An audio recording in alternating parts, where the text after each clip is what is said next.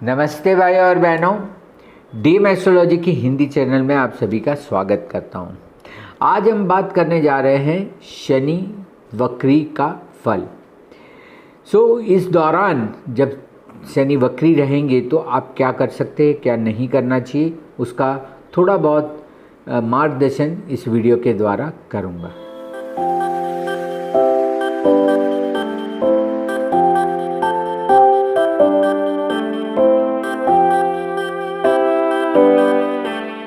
शनि महाराज mean राशि में तो आ गए हैं। अब ये सूर्य के सामने आने पे वक्री भी हो गए। शनि की वक्री की अवधि रहेगी 13 जुलाई 2025 सुबह 10 बजे के आसपास से लेके 28 नवंबर 2025।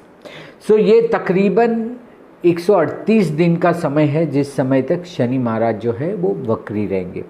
अब इसमें सबसे ज़्यादा इम्पोर्टेंट समय होगा शनि का स्तंभी समय। ये शायद मैंने ही अपने 2014-15 या 2015 के वीडियो में पहली बार शनि स्तंभी का उल्लेख किया था, और तब से मैं हर बार कहता हूँ कि शनि जब स्तंभी होते, जैसे कि 11 से 15 जुलाई के बीच में स्तंभी रहे और 24 नवंबर से लेकर 1 दिसंबर के बीच में भी वो स्तंभी रहेंगे, तो इस दरमियान शनि का विशेष प्रभाव होता है। वो हम देखेंगे क्या होता है।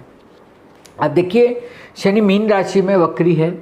वक्री मतलब अभी मीन राशि में है और वक्री हुए, ये एक आध्यात्मिक शुद्धि का समय होता है, क्योंकि मीन राशि है वो आध्यात्मिकता है की है, 12वीं राशि है। कर्मों की समीक्षा करने का यह समय है और भावनात्मक अंतर्दृष्टि का समय है। आपको फीलिंग करनी पड़ेगी, आपको अंदर झांकना पड़ेगा, अंतर्दृष्टि लानी पड़ेगी कि ये क्या हो रहा है, आसपास में क्या हो रहा है। ये मीन राशि या 12वीं राशि या 12वां भाव इसी के लिए होता है। अब हम जानते हैं कि मीन राशि है वो जल तत्व की राशि है, इसलिए यहाँ पे शनि के सूक्ष्म, रहस्यमय और गहरे प्रभावों को बढ़ती मिलती है। इसलिए यहाँ पे क्या होगा कि जो शनि का माइक्रो लेवल है, अब देखिए मकर और कुंभ, मतलब समझिए 5 साल शनि अपने घर पे रह के अभी आया है, बराबर। तो इस समय पे जैसे कि आपको स्वप्न की अनुभूति है, भ्रम है, आत्मविश्लेषण है और संबंधों का समापन है। ये सारी चीज़ों का ज्ञान इस समय पे बहुत सूक्ष्म रूप से होगा। देखिए, कभी कभी ऐसा होता है कि हमारे साथ जो घटनाएं होती सिर्फ हम ही उसको जान सकते, हम ही उसको देखते कि ये क्या हो गया हमारे साथ। अब स्वप्न आपका है, भ्रम आपका है, आत्मविश्लेषण आपको करना है, और जो भी संबंध है उसमें जो समापन है वो भी आपको ही करना। यह एक आंतरिक कर्म सुधार का समय है। आपके जो भी आंतरिक कर्म है, जो आपने मन वचन काया में से मन से किए हुए, उसको सुधारने का ये समय है। जैसे कि निर्णय में देरी आ सकती है, आत्मनिरीक्षण करने का समय, दीर्घकालीन संरचना का निर्माण करना होगा। मतलब कि आपको बहुत लंबे अरसे की प्लानिंग अगर करने हैं तो यह बहुत उचित है।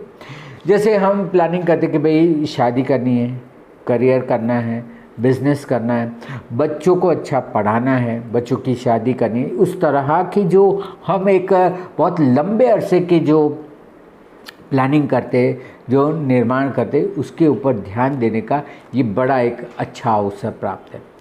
इस तरह से आपको जो जो चीज़ें हैं उन सारी चीज़ों में जो शनि, अब देखिए शनि ज़्यादातर है प्रसिद्ध कि भाई ये विलंब करता है, हर चीज़ में देरी करता है, पर कर्मों का फल शनि देता है।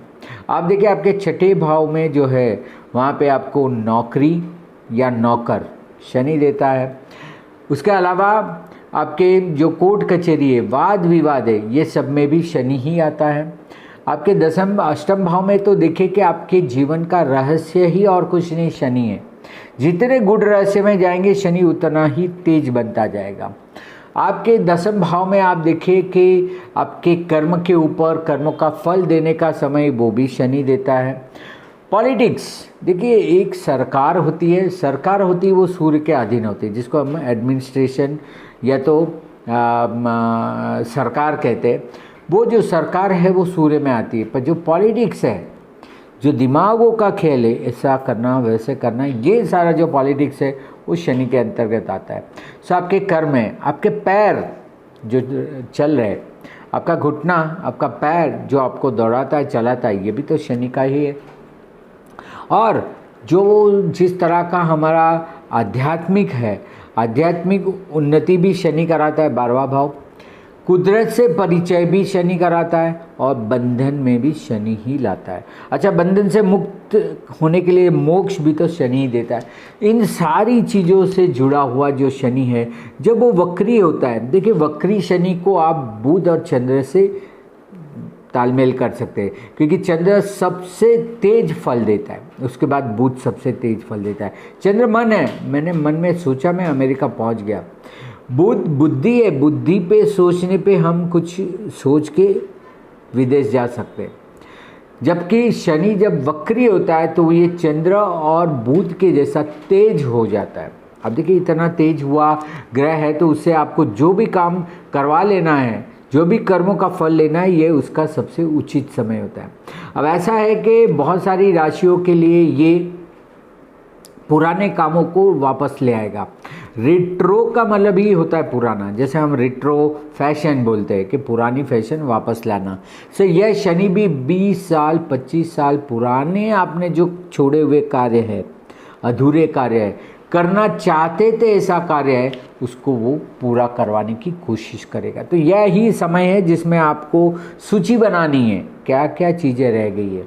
अब आपको 20 साल 25 साल पहले कुछ पढ़ना था, कुछ खेलना था, कुछ संगीत या वाद्य का आपको करना था, करिए अभी, ये शनि वक्री का समय। सो जो चीज़ आप चाहेंगे कि मैंने का अधूरी रखी है, उसका पूरा करने का समय। अब सभी राशियों को इसका क्या प्रभाव होगा वो देखते तो आपको पता चलेगा। अब यहाँ पे ज़्यादातर आपको चंद्र राशि ही लेनी है, यहाँ पे लग्न राशि ना ले, क्योंकि इसका फल मानसिक तौर पे, वक्री ग्रहों का फल मानसिक तौर पे आपको अनुभूति करने में ज़्यादा बल मिलेगा।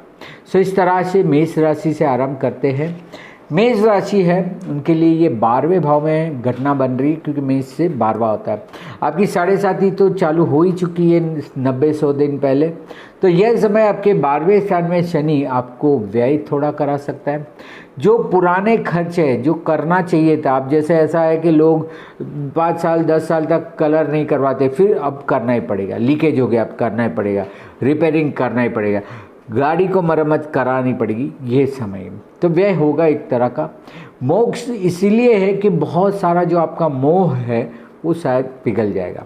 अब देखिए इस 12 की 12 राशि में सबसे तेज राशि अगर कहे तो मेष राशि, क्योंकि इसके पास दिमाग है।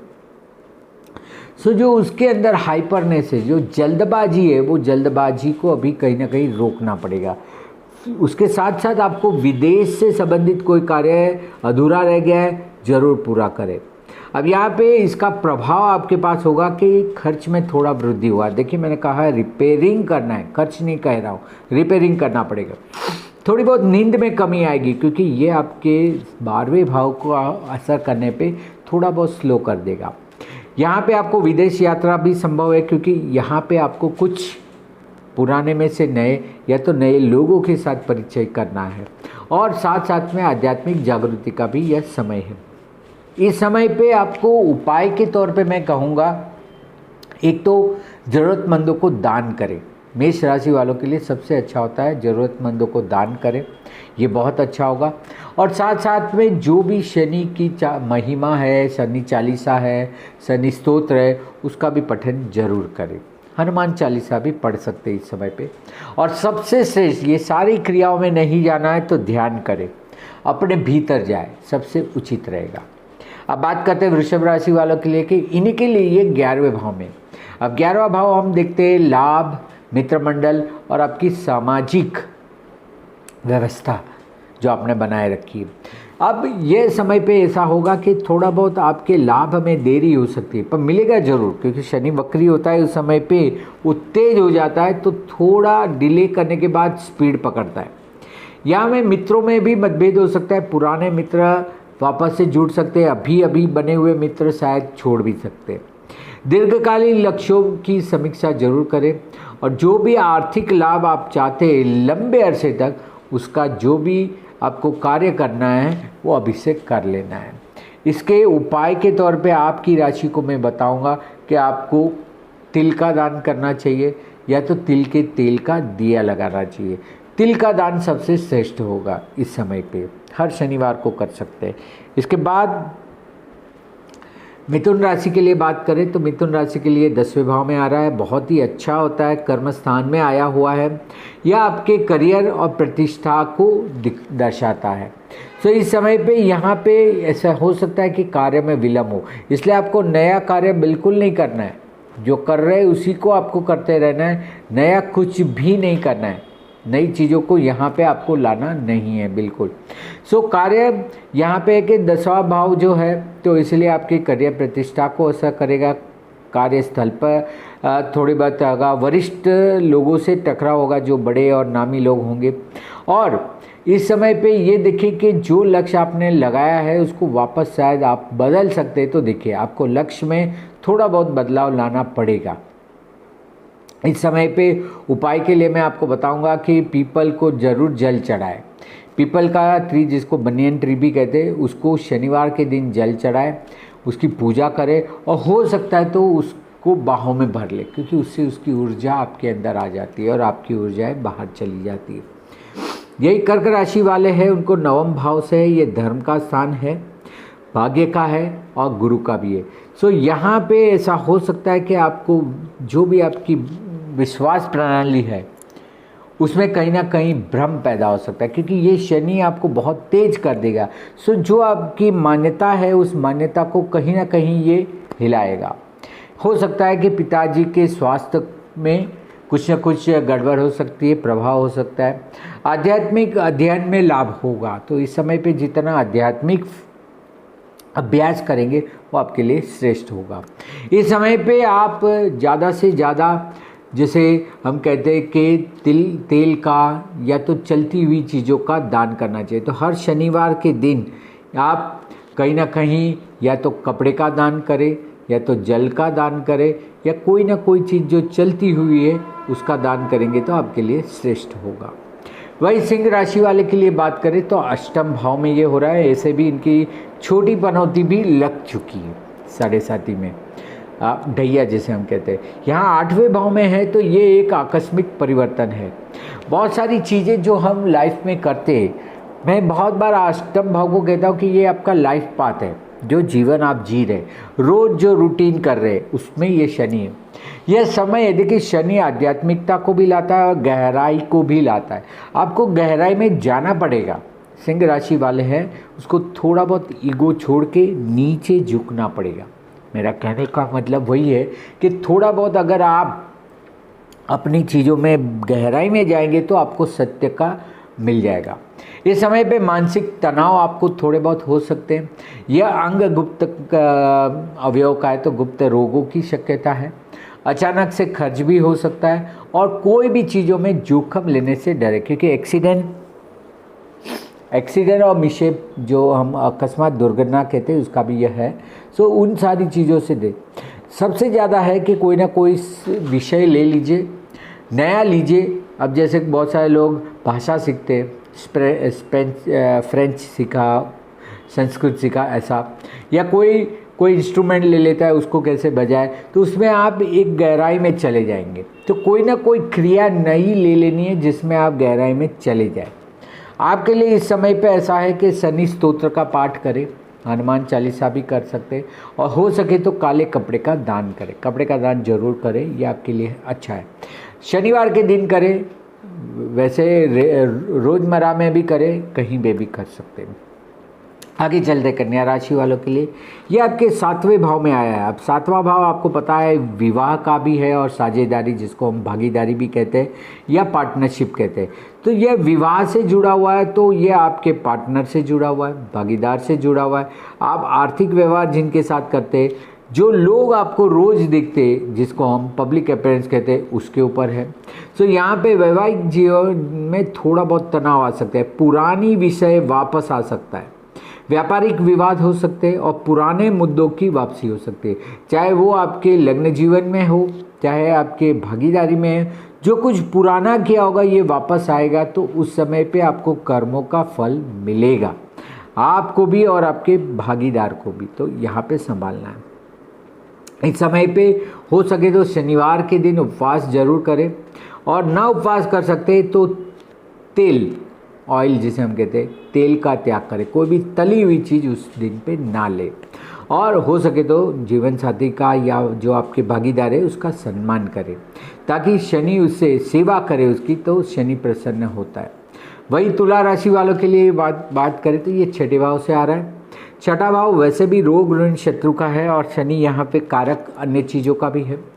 इस समय पे वो पुरानी चीज़ें निकालेगा, पुराना दर्द है तो निकालेगा, आपको उसका इलाज करना पड़ेगा। सो पुराने रोगों की वापसी हो सकती है। ऋण निपटाने का सबसे अच्छा अवसर है। जो भी कर्ज लिया है उसको ख़त्म करिए, थोड़ा थोड़ा दे के भी आप चालू कर दीजिए, ताकि देना जल्दी हो जाएगा और पूरा हो जाएगा। सो देने के लिए ये बहुत अच्छा है। मुकदमे टल सकते हैं या आपके फेवर में आ सकते हैं। तो जो लंबे अरसे से चले आए हुए मुकदमे हैं, अगर इसको समाधान करवाना है तो ये एक बहुत ही अच्छा उपाय है। आप क्या करेंगे, तो आपके छठे भाव में, तो आप इस समय पे शनि का मंत्र करेंगे, ओम शं शनिश्चराय नमः, बहुत ही अच्छा है। और कौवों को खाना खिलाइए, कौवों को, क्योंकि वो भी शनि में आते हैं, न्याय के हैं, और शनि देव का तो वाहन ही है, तो उसको प्रसन्न करिए। आगे चले वृश्चिक राशि वालों के लिए, ये 5वें भाव से जा रहा है, तो संतान से जुड़ा हुआ, प्रेम और विद्या से जुड़ा हुआ, ये सारी चीज़ों में थोड़ी बहुत विलम्ब हो सकती है, पर फिर पुरानी चीज़ें खत्म होकर नई हो जाएगी। तो संतान प्राप्ति के लिए अगर प्रयास करें तो ये समय है कि रुक जाइए, अभी जल्दबाजी नहीं करनी है। विद्या अभ्यास में कुछ बदलाव करना है, रुक जाइए। पर पुराने जो रिलेशन है, प्यार मोहब्बत है, वो बाहर आ सकती है। सो शिक्षा में थोड़ी बहुत बाधाएं आ सकती है। प्रेम संबंधों में भ्रम हो सकता है, इसलिए आपको ध्यान रखना है कि भ्रम न हो जाए। और बच्चों को लेकर चिंता होगी इस समय पे, तो आपको संभालना है। तो इन सारी चीज़ों से थोड़े बहुत आप उलझे रहेंगे, चाहे संतान की हो, संतान ना हो तो होने की, और संतान है तो उनको आगे बढ़ाने की आपको चिंता रहेगी। और प्रेम वगैरह संबंध में भी आपकी अपनी जो कुछ क्रिएटिविटी, उसमें भी थोड़ा रुकाव आ सकता है। आपके लिए सबसे अच्छा है कि आप इस समय पे काली चीज़ों का दान करें। जो भी काली चीज़ें हैं, काला कपड़ा है, काली जो भी चीज़ें हैं, उन सभी का दान करें, बहुत ही अच्छा होगा। बहुत सारे लोग इस समय पे तेल का भी दान करते हैं, तो तेल का दान भी आप कर सकते हैं। फिर आते हैं धनु राशि के लिए, यहाँ पे ढैया चल ही रहा है। सो धनु राशि वालों के लिए ये चौथे भाव से जाएगा। चौथा भाव सुख का भाव होता है, हम सब जानते हैं कि ये सुख स्थान है। यहाँ पे सुख में थोड़ी बहुत बाधाएं आ सकती है। ये माता का भी भाव है, घर का भी है, और मानसिक शांति का भाव है। अब यहाँ पे घरेलू कलह हो सकती है, क्योंकि घर का भाव है और वहाँ पे शनि वक्री हुआ है, तो पुराने मुद्दे वापस से उठ सकते हैं। माँ के साथ रिश्तों में तनाव हो सकता है, और घर बदलने की संभावना भी हो सकती है, या घर को रिपेयर करना पड़ेगा, कहीं ना कहीं उसमें आपको अड़चन आएगी। पुरानी अगर लीकेज हो गई है या कुछ है तो उसको रिपेयर करना पड़ेगा। उस हिसाब से आपको थोड़ा बहुत घर के लिए थोड़ा कष्ट उठाना पड़ेगा। आपके लिए भी है कि शनिवार के दिन या आपके घर पे जो चूल्हा जहाँ जलता है, चूल्हे की जगह पे भी आप तिल का तेल या तेल का दिया कर सकते हैं, या तो फिर पीपल के पेड़ के पास जाके आप तेल का दिया लगाइए। तिल का हो या कोई भी तेल का हो, वो अच्छा रहेगा आपके लिए। बात करें मकर राशि वालों के लिए, तो यह आपके तीसरे भाव से भ्रमण हो रहा है। इस समय पे कहीं ना कहीं आपकी मुसाफरी, जो आप ट्रैवलिंग करते हैं रोज़ बरोज़ की, भाई बहन है, साहस है, और आपका कम्युनिकेशन, संचार जिसे कहते हैं, इसमें कुछ अवरोध या बाधा आ सकती है। सो आप जो भी प्रयास करते हैं उसमें देरी हो सकती है। सो में भी डिले हो सकता है। कुछ नया कार्य आरंभ किया है तो यात्राएं टल सकती है, मतलब आपने प्लानिंग कर लिए, बुकिंग कर लिए, तो वो टल सकती है। संवाद की रणनीति पर पुनर्विचार करें, मतलब कि जो भी आप संवाद करने जा रहे हैं, कर रहे हैं, उसमें सोच समझ के बोलिए, कहीं ना कहीं गलत कमिटमेंट ना हो जाए, उसकी ध्यान रखनी है। इस समय पे वाणी पे जरूर नियंत्रण रखें, और झूठ और गप से दूर रहे, मतलब ना ही झूठ बोले और ना ही किसी की निंदा करें। इस सारी चीज़ों से आपको बचते रहना है, यही आपके लिए सबसे अच्छा इसका उपाय रहेगा। बात करते हैं कुंभ राशि वालों के लिए, तो कुंभ राशि का तो मालिक ही शनि है, और वो उसके द्वितीय भाव में, जो कि धन, वाणी और परिवार का है, या आपके साझा परिस्थिति, आर्थिक परिस्थिति को भी दर्शाता है। इस समय पे यहाँ पे वित्तीय अस्थिरता आ सकती है। पुराना कोई भी पैसा लेना है तो पीछे पड़िए, नया शायद आए ना आए पर पुराने पैसे वापस आ सकते हैं। किसी को दिया है, किसी से लेना देना है तो वो व्यवहार करने का सबसे अच्छा समय है। वाणी से विवाद हो सकता है, इसलिए बोलने में एकदम ही संभालना है। अगर शक्य है तो चुप रहे, ज़्यादा ना बोले, ये आपके लिए अच्छा है। और थोड़ा बहुत उस वजह से भी परिवार में तनाव हो सकता है, तो आपको संभालना है। परिवार में तनाव ना रहे, लोगों के साथ, घर के लोगों के साथ आप शांति से व्यवहार करें, ये आपका खुद का प्रभाव रहेगा, तो वो आपको देखना पड़ेगा। इस समय पे सरसों के तेल का दान जरूर करें और आपका जो डिसिप्लिन है, जो इन्वेस्टमेंट है, वो सही तरीके से करें, जिसे हम कंपलसरी इन्वेस्टमेंट कहते हैं। इस समय पे जो भी आप आर्थिक अनुशासन अपनाएंगे वो आपके लिए बहुत अच्छे होंगे, भले कड़े होंगे पर वो आपको लंबे अरसे के लिए फ़ायदा देंगे। आखिर में बात करते हैं मीन राशि वालों के लिए। अपने ही राशि में आया हुआ है, पहले ही खुद की ही राशि में आया हुआ है, तो यह स्वयं स्वास्थ्य और पहचान को दिखाता है। तो आपके स्वास्थ्य में भी आपको चिंतित रहना पड़ेगा, क्योंकि कुछ तो भी अंदर से बदलाव हो रहा है। सो आत्मनिरीक्षण का सबसे अच्छा समय। असमंजस हो सकती है, करूँ ना करूँ वैसी स्थिति पैदा हो सकती है। स्वास्थ्य की चिंता जरूर करें। अगर कुछ हुआ है या कुछ पुराना आपने जमा करके रखा है तो उसको बाहर निकालिए, उसको रिपेयर करने का अच्छा समय है। सो आपके जीवन को पुनः दिशा लाने का ये एक बहुत अच्छा अवसर है। कुछ नई डायमेंशन में जाना है तो बहुत अच्छा है। चलिए अब ये करते, इस तरह से भी आप अपने आप को मोड़ दे सकते हैं, इसके लिए अच्छा समय है। इस समय पे शनि का जप जरूर करें और हो सके तो पोलाइट रहे और अपने शरीर से जितना हो सके उतना अन्यों की सेवा करें, उनको दान पुण्य करें और उनके लिए अच्छा सोचें, यही आपके लिए अच्छा उपाय होगा। तो इस तरह से हमने 12 राशियों का देखा। उसके एक संक्षिप्त में देख लेते कि जैसे मेष राशि है, उनके लिए 12वें भाव में है। ये खर्च और मोक्ष का भाव है, इसलिए ध्यान करें और व्यय नियंत्रण करें। वृषभ राशि वालों को ये 11वें भाव से जा रहा है, लाभ और मित्र का ये स्थान है और आप अपने लक्ष्यों की, जिसे हम डिज़ायर भी कहते हैं, तो लक्ष्य की समीक्षा जरूर करें। मिथुन राशि को 10वें भाव से जा रहा है, जो कि आपके करियर प्रतिष्ठा को दिखाता है। तो कार्यालय के तनाव से बचे, कार्य में एकदम शांति रखिए, वहाँ पे ज़्यादा तनाव ना लाए। कर्क राशि वालों के लिए ये 9वां धर्म, भाग्य और धर्म के भाव से जा रहा है, इसलिए अध्यात्म पे ध्यान जरूर दे, मेडिटेशन करें। सिंह राशि को 8वें भाव से जा रहा है, आकस्मिक परिवर्तन हो सकता है, इसलिए जोखिम से दूर रहे। कन्या राशि वालों के लिए ये 7वें भाव से जा रहा है, इसलिए विवाह और साझेदारी में आपको ध्यान रखना है। जरूर संयम रखें और संवाद साफ रखें अपने पार्टनर के साथ। तुला राशि वालों के लिए छठे भाव से जा रहा है, यह स्वास्थ्य और ऋण का स्थान होता है। सतर्कता और नियम पालन जरूर करें, डिसिप्लिन में रहें और सतर्क रहें। वृश्चिक वालों को यह 5वें भाव से जा रहा है, जो प्रेम और संतान विद्या को दर्शाता है। यहाँ पे आपको भावनात्मक संतुलन बनाए रखना है, कहीं पे भी ज़्यादा इमोशनल नहीं हो जाना है, लागनीशील नहीं होना है। वही धनु राशि के लिए ये 4th भाव से जा रहा है, जो कि घर और माता का स्थान है। घर का वातावरण हो सके तो शांत रखें।